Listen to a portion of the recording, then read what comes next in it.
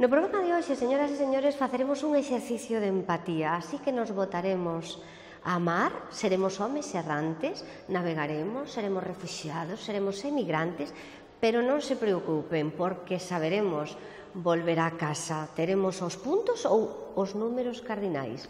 Isto ten sentido. Perdidos.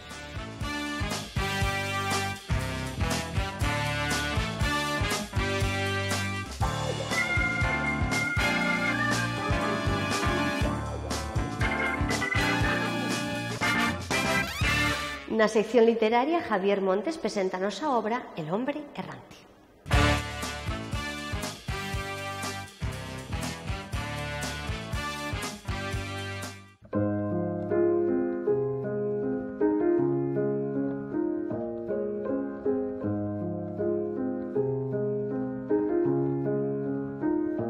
Este home errante móvese a través da provincia de Ourense no finales do siglo XIX, unha época moi interesante, que a cidade de Ourense iba desde o campo de San Lázaro ao campo do Posío, e despois os barrios eran pequenas casas aisladas, pequenas manchas urbanas aisladas, digamos. Móvese en Ourense, logo móvese por todo o Cañón do Sil, anda por aí tamén o home perdido, e despois vai camiñando, vai hacia Chandresa, móvese por ali por aqueles espacios glaciales, vai xa da Serra, volve por Ourense, e tamén se move por Maside. Ten moita intriga, cada volta de página non se sabe o que vai pasar, sempre estás aí enganchado. Ten moitos giros inesperados, non? Un pouco, xogas un pouco co lector, engañando o lector, pensando que vai pasar unha cousa e logo leva así algunhas sorpresas bastante grandes. Hai unha gran parte, a parte que toca a educación e todo eso, que hai moitas cosas que son realidade.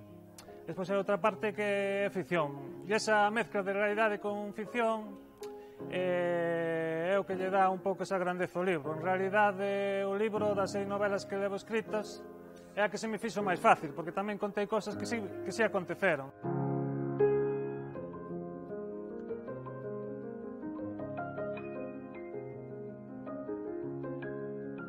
Toca o tema de educación e plantea pois algunhas, as 4 reglas, saben, por exemplo, que falan un pouco de psicología, que porque esas reglas non se enseñan desde cativo, se enseñan outras cosas que non se deberían enseñar para controlar un pouco a mente, para evitar moito sufrimento despois do tema educativo.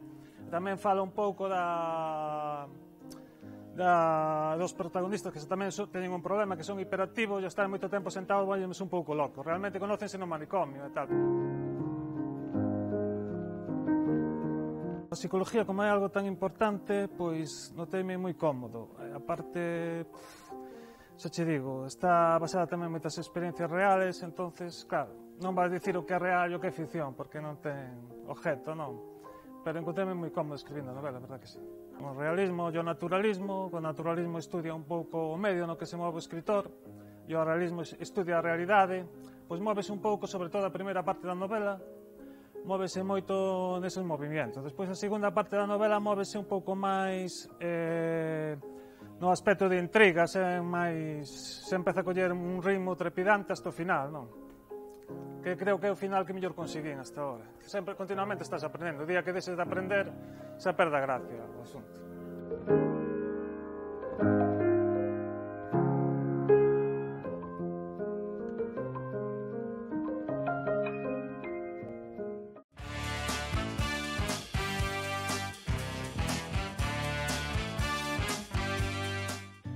Pois outro foro La Región con un protagonista que repite, Pilar Cernuda. Ya repetimos, es la segunda vez. Repetimos. Pero pasa que siempre he venido con libros políticos o de actualidad, y esta vez no. Esta vez no. Esta vez es la primera vez de que tú eres novelista, ¿no? Que escribes una novela. Bueno, volveré a buscarte. Qué bonito título. No es mío el título, ¿eh? Ajá. Yo había puesto el nombre Los Padín. ¿Y por qué volveré a buscarte entonces? Cuéntame. Fue la editorial.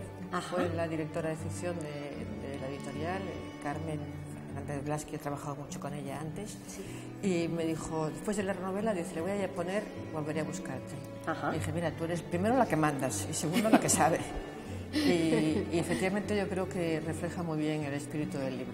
O tema da emigración, o tema das viúvas de vivos que contaba doña Rosalía de Castro, recuperaste de alguna manera bonito, las viudas de Vido. Yo no lo había oído hasta que me puse con el libro, pero he conocido muchísimas.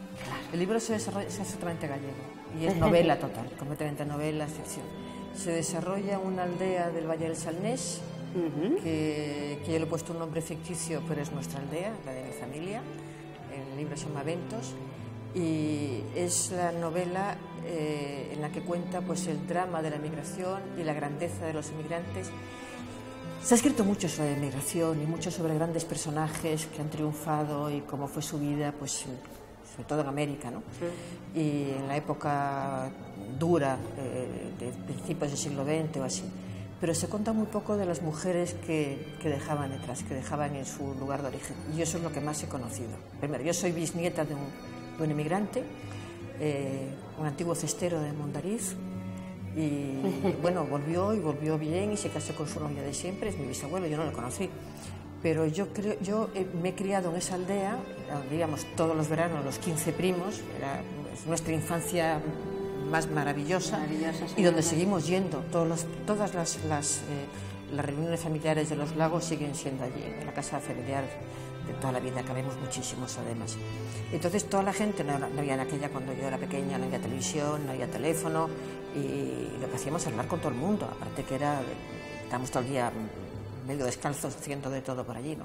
Y veía a estas mujeres, a estos hijos y las historias de los que regresaban o las historias de las mujeres que esperaban a quien no venía nunca, que no sabían efectivamente si eran viudas o si eran simplemente abandonadas y su marido había hecho otra vida allí con otras familias.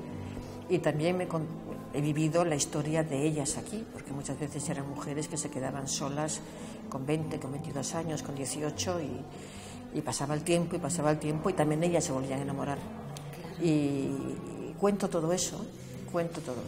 ¿Qué papelón psicológico en el que te has podido meter, Pilar? Supongo que ha sido apasionante, ¿no? Ha sido muy emotivo. Y doloroso muy emotivo, a la vez, ¿no? Porque yo hacía mucho tiempo que quería escribir una novela. Y tenía muy claro que quería escribir una novela en Galicia, con personajes gallegos. De tu paraíso. Efectivamente. Pero primero me era muy difícil escribir ficción, no había hecho en mi vida, y era un reto que tenía conmigo misma. Y luego quería ver qué tipo de historia quería contar. Y de repente escuché a un marinero que me contó una historia tremenda, y no voy a contarla Sí, claro. porque es un poco pues para no destripar el libro sobre todo, claro, no es tremenda de asesinatos ni nada de eso, pero es una historia. Bueno, es increíble. Hay que leerlo. Es increíble. Y entonces decidí llevarla a ponerme a escribir, pero no era ni era él, ni era. Es lo que le pasó a alguien que yo conozco, pero luego que yo conozco no es el protagonista de la novela. Un poco para que te des cuenta, ¿no? Pues se en cuenta las personas que nos están escuchando. Pero hay un argumento y luego hay muchos personajes que aparecen tanto en Buenos Aires como en Galicia, y los que se fueron, los que no volvieron. Es una novela de muchísimos personajes. He disfrutado muchísimo escribiéndola, mucho. El escenario, por lo tanto, vas cambiándolo, ¿cómo has hecho con el escenario? Sí, es Buenos Aires, que es donde más tardé en conseguir la documentación, porque yo conozco Buenos Aires, pero no conozco Buenos Aires de la primera mitad de siglo. Entonces tardé mucho tiempo en conseguir la documentación, cómo era Buenos Aires, cómo se fue construyendo, cómo era la gente, qué se vestía, cómo iban abriendo determinados comercios, qué películas se veían, qué se comía, cómo veían España desde allí, y la historia de los gallegos allí, ¿no? Me ayudó mucha gente. Conseguí mucha información, primero a través de Google, porque Google tiene mucha información. El Centro Gallego también me dio muchos datos, y luego tengo amigos argentinos, hijos de españoles que ya son argentinos, son españoles argentinos, que me buscaron datos muy concretos, ¿no? Que yo a medida que iba escribiendo pues lo necesitaba. Por ejemplo, cómo se casaban los españoles allí, si en los años 20, por ejemplo, cuando no tenían papeles, y un papel podía tardar en llegarte 2 años, no sabían escribir. Entonces ellos mismos me investigaron a través de hijos de notarios también, pues ese tipo de cosas. ha sido exhaustivo. Los barcos, yo he estado metida varios días en el Museo Naval, para ver cómo eran los barcos en los años 15, cómo eran los barcos en los años 50, cómo viajaban, qué se comían los barcos, cómo eran los camarotes, o iban en bodega, no iban.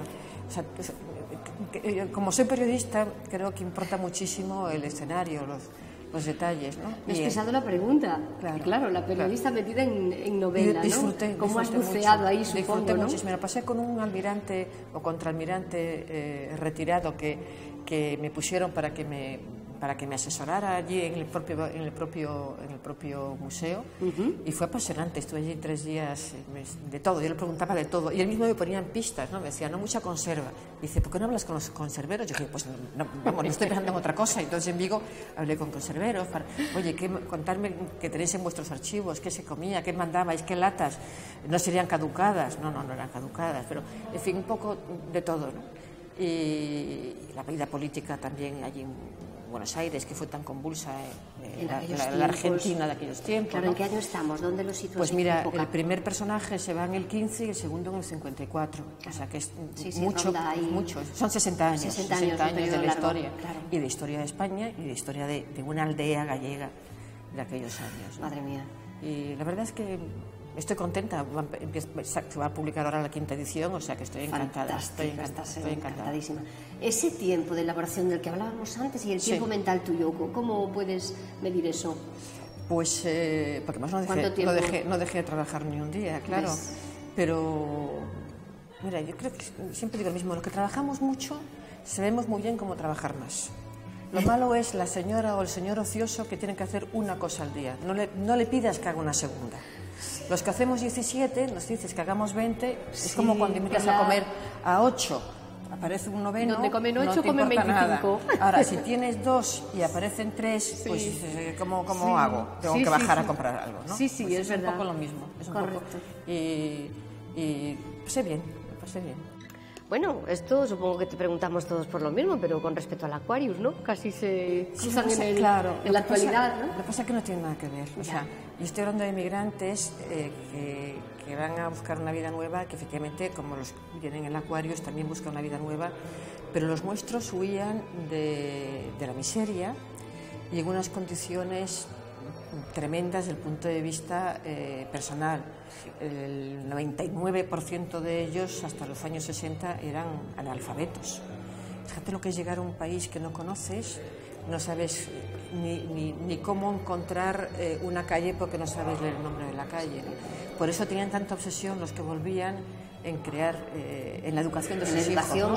Mi bisabuelo, lo primero que hizo cuando llegó a Galicia fue casarse con su novia, hacer una casa, que es la casa donde nos reunimos, y construir una escuela. Fue lo primero, y a su hijo no solamente le mandó a estudiar a Vigo perito industrial, es uno de los fundadores de la Escuela de Peritos de Vigo, sino que además luego lo mandó a París a estudiar el hormigón armado. O sea que era obsesivo. Te das cuenta cómo quieren ir a más. Claro, y ahora desgraciadamente los que vienen es gente en muchos casos muy formada y que huyen, un porcentaje altísimo de la miseria, pero los del Acuario fundamentalmente huyen, como en los últimos 2 años, huyen de algo terrible, pero terrible, que es la vida, o sea, que les cuesta la vida. Huyen de un genocidio, de torturas, de ver cómo matan a sus niños, y que saben que no tienen escapatoria, porque el Daesh ha sido tremendo, o las acciones de Siria, o lo que está pasando en Libia, que no tienen ni gobierno, eso es peor que una guerra civil, porque es que no sabes, no hay bandos, y huyen, buscan, o sea, quieren sobrevivir, entonces es muy distinto. Esa empatía tan necesaria, ¿no? Claro, efectivamente. ¿Hemos hecho bien en acogerlos desde el punto de vista? Yo creo que hemos hecho bien en recogerlos, pero esto no se acaba en Valencia. Claro. Ni se acaba con que una serie de ciudades digan yo acepto a tantos. Esto no sirve para nada si esto no se hace en una colaboración con la Comunidad Europea. Entonces, lo que yo espero es que haya un consejo el día 27 y que bueno, esto sirva un poco de aldabonazo de que algo hay que hacer. Porque también es verdad que este tipo de actuaciones, que insisto, yo respaldo, si está solo, produce un efecto llamada porque es que aquí nos van a empezar a llegar, bueno, está pasando estos últimos días, ¿no? Está llegando casi 1000 personas casi todos los días, ¿no? Y nosotros no tenemos posibilidad de acogerlos a todos, ya nos gustaría. Que cuando nosotros hemos ido nos han ayudado, ¿verdad? Sí, pero en otras circunstancias. Pero en otras circunstancias hay que regir eso, claro, hay que regularlo. Efectivamente. Volveré a buscarte, Pilar Cernuda. Que tengas muchísimo éxito. Gracias. Muchas gracias. Gracias de verdad, María.